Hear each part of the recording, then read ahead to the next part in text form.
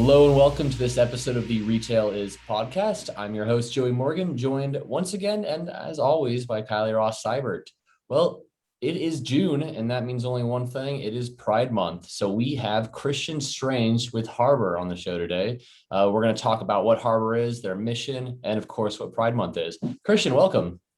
Hi, good afternoon. Thank you. Yeah, why don't you tell us a little bit about HRBOR? Acronym, I'm assuming. Yeah, sure. Well, HRBOR, it stands for Hampton Roads Business Outreach. And the name was chosen for a number of reasons, but not the least of which is the fact that, here in Hampton Roads, we are famous for our harbor. And so it was a nice play on words.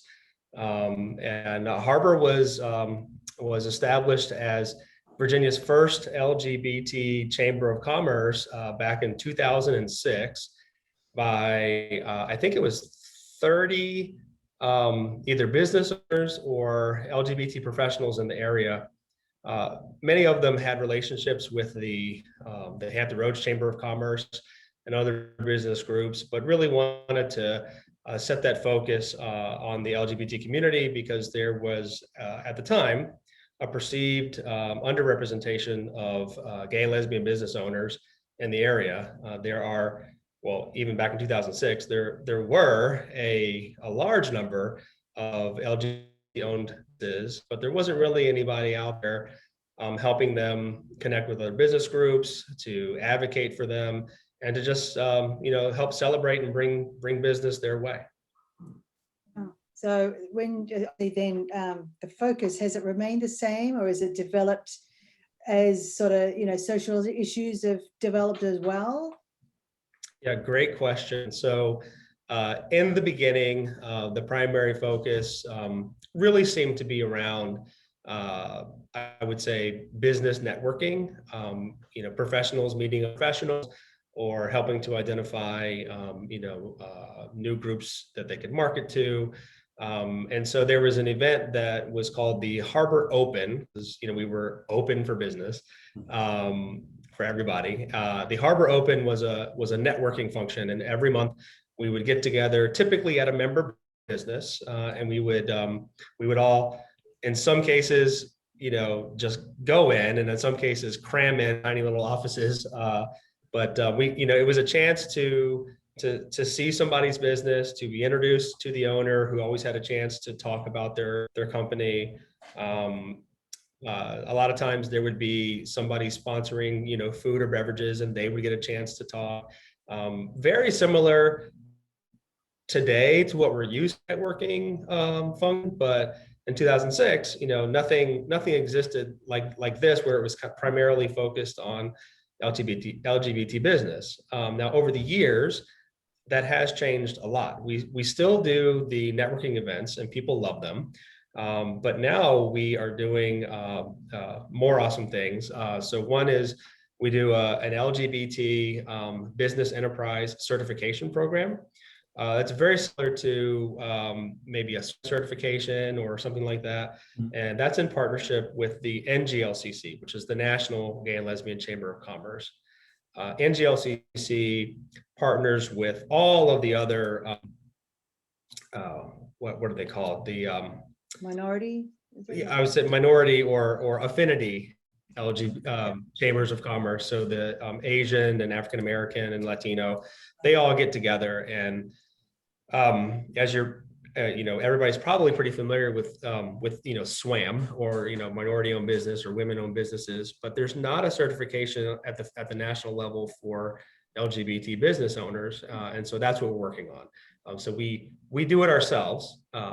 It's a little bit unofficial, but we're using that as leverage for the second kind of new thing that we're doing, and that's advocating at the local and the state level. So we meet with elected officials, we meet with city managers, and we meet with economic development groups to say, hey, what can Norfolk, Virginia Beach, Hampton, Newport News, what can they do to help drive more business to our LGBT business owners? We've got companies out there who make things, who create things, who ship things, who do all the things that every other business does, but nobody's ever said, let's get some contracts to them. Let's get some RFPs in front of those folks. So that's what we're working on.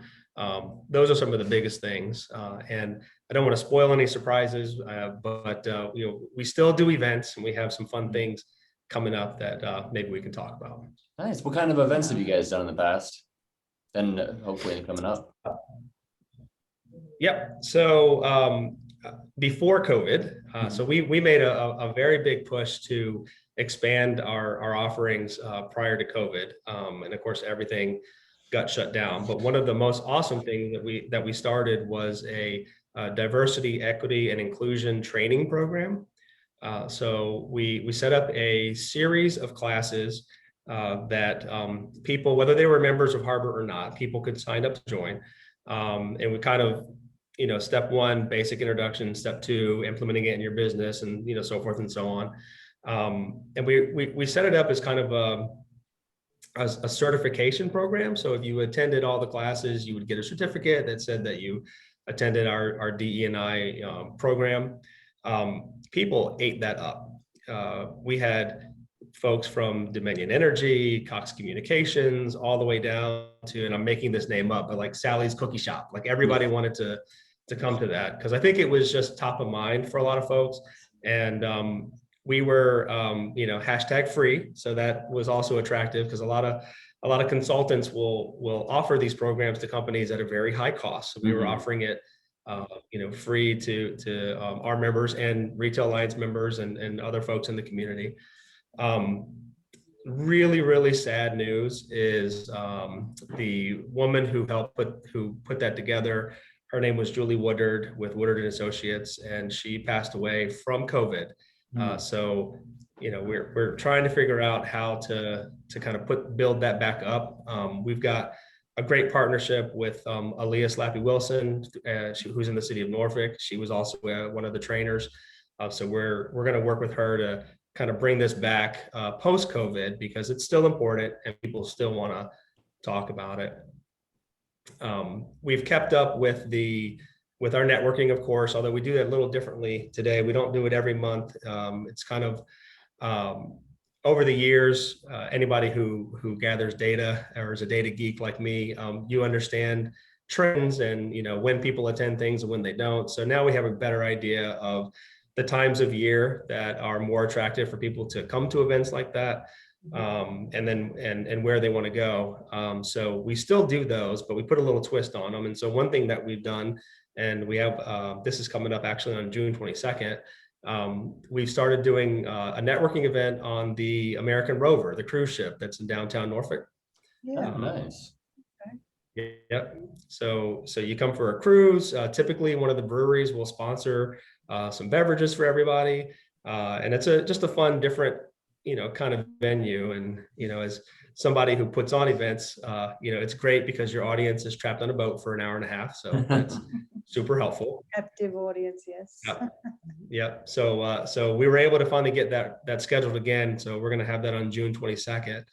And then what I'm super excited about, even though this is not a Pride Month event per se, but on September 18th, we are going to be having, I'm not going to say it's the first, but it will be the first in a very long time, regional Pride event at Busch Gardens on September 18th. So tickets are going to go on sale next week for that. We certainly hope to see a lot of our LGBTQ brothers and sisters and our allies and friends out there. Busch Gardens is opening the park for us, and we're going to have picnic time, and it's going to be just a fantastic event all around. That's great. Is it going to be like a private event at Busch Gardens? No, it's perfectly open for what we're doing. People will buy tickets through HRBOR because we've got we've got say a special rate on the ticket, but we're also doing a picnic event and some other things. Like we're trying to get some entertainment out there that's separate. So the park's open to everybody, but then you'll buy your ticket for our event, through HRBOR. That sounds like a lot of fun. How many people, what kind of a staff do you have at HRBOR? How many people? Well, we are a working board, and I believe we are 7 members right now. We are in the process of trying to add some additional board members. I am not old, but I am on the higher end of the age spectrum. And I'm also, to be very frank about it, I'm a white guy, and we would like to have some women. We'd like to have some people of color, and we'd like to have some younger voices at the table to help continue moving Harbor forward. We're approaching our 20th year, and we want to hit that mark and keep on going. Sounds great. Yeah, I was going to say, so if people were interested, how do they get hold of? Yeah, super easy. We are on Facebook, facebook.com/harbor. Also our website, harbor.org. Easy to get in touch with us, send a message, and we will set up a conversation. Right. Oh, now I wanted to touch a bit on, the importance of June, being Pride Month, and I suppose having been in the community yourself for so long, can you share with us sort of your knowledge of why June, why Pride Month in June, and how it came to be? Yeah, absolutely. And I've taken some notes here, so excuse me if I have to look down at my notes. We don't memorize these things. Sometimes we have to read the history. But the reason that Pride is celebrated in June goes back all the way to June 28th, 1969. That's the night or the early morning that police raided a bar in New York City called the Stonewall Inn. The Stonewall Inn was one of the very few places that people who identified as gay or lesbian or some other, well, that's what the Q is, right? Some other queer identity. They could go and hang out, have a drink, maybe dance with somebody that they wanted to dance with. One of the very few places, and oftentimes those places got raided by the police because in those days, doing things like being a man and presenting yourself as a woman was illegal. Two men holding hands was illegal. Back in those days in Virginia, it was illegal for a bartender to serve a drink to a known homosexual. So, all those types of things were going around. So that morning, about 1 o'clock in the morning, police raided the bar. A lot of times, the bar employees knew when the police were coming, and so they would be prepared. They would click on the bright white lights. Everybody would separate. But this particular night, it was more of a surprise. The Stonewall Inn was owned by the Genovese crime family back in the day, and the crime family would pay the police off, and it is widely thought that the payment didn't come in time, and so the police were going to make them pay for that. So there were about 200 people in the Stonewall Inn at that time, that early in the morning, and police came in. Somebody yelled out, run! The police are here, and people started running to the bathrooms. Had windows, and they were trying to jump out the windows, but there was only one door. It was the front door, so there's really no other way out. So the police took all the patrons that they could out, lined them up in front of the bar. And what they did was they separated them by perceived gender, because even at that time, there were, in the common lingo in those days, they were called transvestites, but we would probably today say drag queen or maybe even transgender. But back in those days, they said transvestite. But they would separate them by perceived gender, and then the female police officers would take the female presenting customers into a bathroom to confirm their gender, and if they were a man, they would be arrested for lewd activity and charged. But back in 1969, you didn't just get arrested. Your picture and your name was put in the newspaper, and then your employer found out and your family found out, and it was really bad. Within the community, there is a running joke that week Judy Garland had passed away, so everybody was already pissed off. But there was a woman named Stormy Delavari.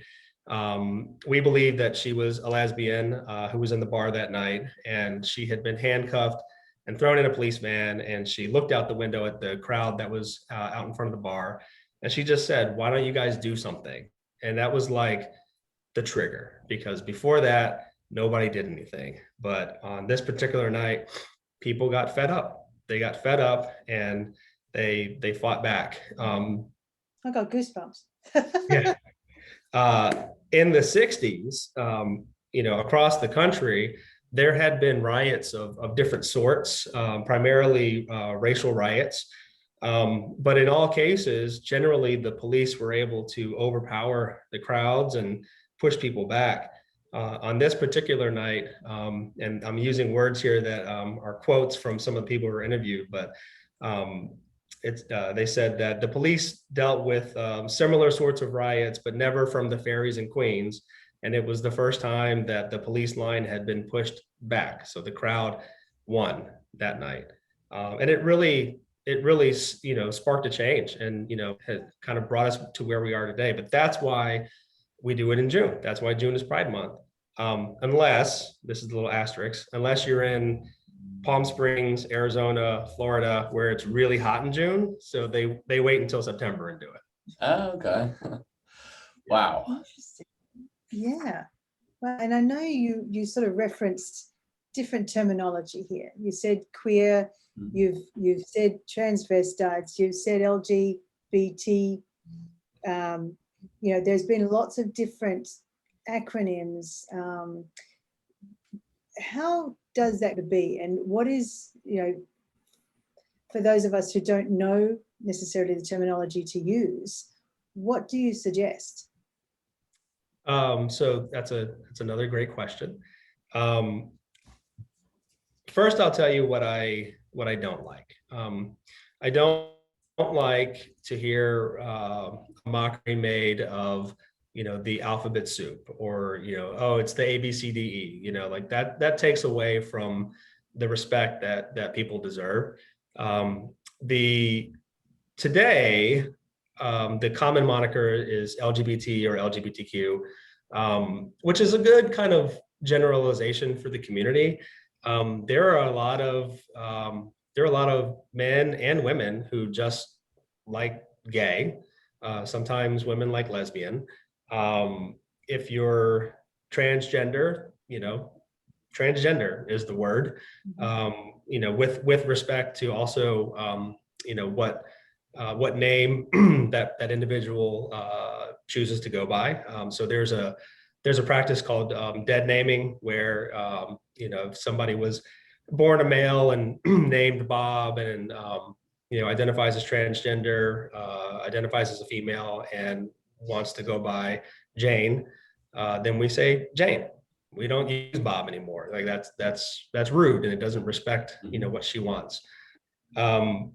There are some differences, though, even within the community, and they have to do with age, with personal experience, and with preference. Some people like queer because that kind of encompasses everything. Some I've even heard of like non-binary, and I mean, there's different. And so you get into. I mean, let's just be, if we can just be real honest with each other. Gay, lesbian, and bisexual has to do with somebody's sexuality. Transgender has to do with, somebody's gender identification. Non-binary, that's also on the gender spectrum, but it's a little bit different than gay and lesbian. So it really just, I think the important thing to do is that if you're not sure, ask. And if you say, I think it's LGBTQ, is that right? It's okay to make sure that you're on the right track. And I think it's very respectful to say, I think I know this. I'm going to check with you to see what you think is the right way to do it. And, whatever you tell me, like, that's what I'm going to do with you. But Kylie, what you would do with me and what you would do with Joey might be different. But right. That's okay, because, you and I have a personal relationship, and, we treat each other with respect. Right. Yeah, it's good advice. Yeah. Joey, did you? Yeah, I wanted to, what do you guys do for Pride Month as HRBOR? So that's a tricky one. HRBOR is a business organization. Hmm. We're not a pride organization. There is Hampton Roads Pride, which focuses on those specific pride events. So what HRBOR does is a lot of support and partnership with the other events that are going on. So for instance, last weekend, there was an event called Pride in the Vibe. It was presented by Chesapeake Bay Distillery and Hampton Roads Pride, but HRBOR was a supporter, the LGBT Life Center was a supporter, and that's what we continue to do during Pride Month. Okay. HRBOR is not a Pride organization, so we don't really put on a lot of Pride-specific events. Although I will say the first rover cruise that we did was conveniently during Pride Week in 2019. So we kind of did tie that in a little bit, but unofficially, we didn't say it was.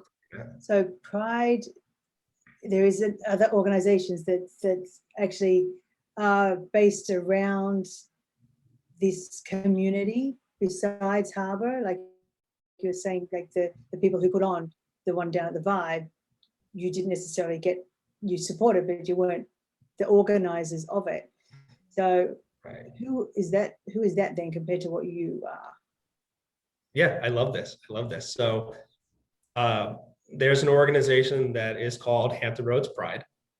Their primary focus in the past, their primary focus has been on like the one big Pride event that we typically would have in June. Although last year we didn't have it because of COVID, and this year it's a little bit different because we're coming out of COVID. So this year they're doing Pride events. They're doing it throughout June, and there are, I don't know, maybe 12 different things. Like for instance, tonight is Pride Night at HRBOR Park. Tickets are $13. You go, see a ball game and some support Hampton Roads Pride that way. There's the LGBT Life Center, and they generally focus on health services, health and housing. So they provide medical care and assistance, they provide medicine, they provide mental health services, they provide housing services, and then they also do like community functions, like yoga and youth groups and discussion. It's very community based, but again, not a pride group, but they do participate in the events. The Transgender Assistance Project, very similar, not a pride organization, supports Hampton Roads Pride, but we all partner together, and we're all promoting each other's events or helping to get the word out, or being very supportive of each other's functions. Great. Yeah, you've all got your roles to play. So if someone wants to support LGBTQ businesses, what do they need to do? How could they do that? I love that question, Joey. So the first thing would be go to harbor.org, and on harbor.org, I'm not on the webpage now, but up at the top, there's a business guide, and you can just pull up a guide of all of the known LGBT owned businesses in the area, as well as ally companies. So these would be companies that aren't necessarily LGBT owned, but they welcome the business, they support it. And the reason that that's still important today is, I hate to even have to bring this up, but the Colorado cake baker who didn't want to bake a wedding cake for a gay couple, that still happens. And so we like to know which ally businesses want to do business with us. So that's thing number one. The other thing is come to event, come to a networking function. You can, again, harbor.org, you can see them posted there, and get a ticket and come. I say get a ticket, they're generally free, but get a ticket and come. Those are the best ways. And then internally and kind of selfishly, another great way would be, if you really want to get involved, join the board. Join the board. And to join the board, you can be an ally. You don't have to necessarily be LGBTQ. That's right. We're not going to the queer credit file and making sure. So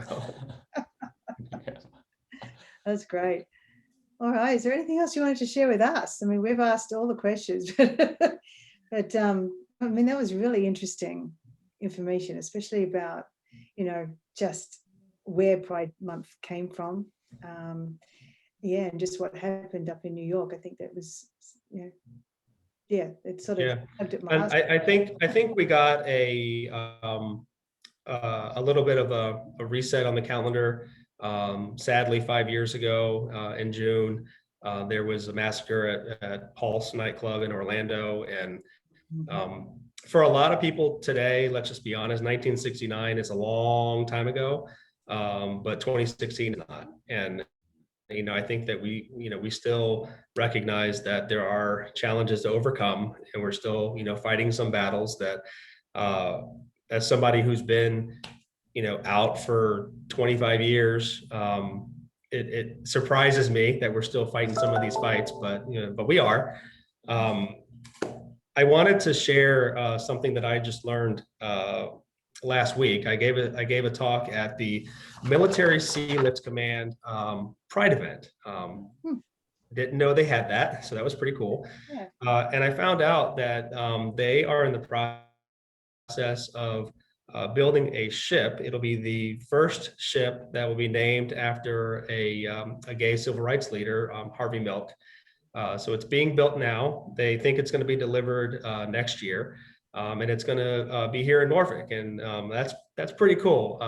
There's a series of ships that are going to be named for civil rights leaders, but this is a first. So the USNS Harvey Milk will be housed over here in Norfolk, and it's what they do. I don't know if you know about Military Sea Lift Command, but they support the other Navy ships, and so that's what it'll be there for. That is I think Joey amazing. knows I all love about that. That's great. Yeah, that's Joey's, I was prior Navy. more he was prior Okay. Navy. Yeah, so he sort of knows about the That's whole- awesome. Well, thank you so much, Christian, for being on the show. Thanks for talking to us, and thanks for educating us about some really important things that everybody just really needs to know. Yeah, absolutely. Don't forget, go to harbor.org and get your Busch Gardens tickets for September. And that's HRBOR without Yeah, that's right. Well, thank you very much for joining us, Christian. Great to talk to you. Thank you.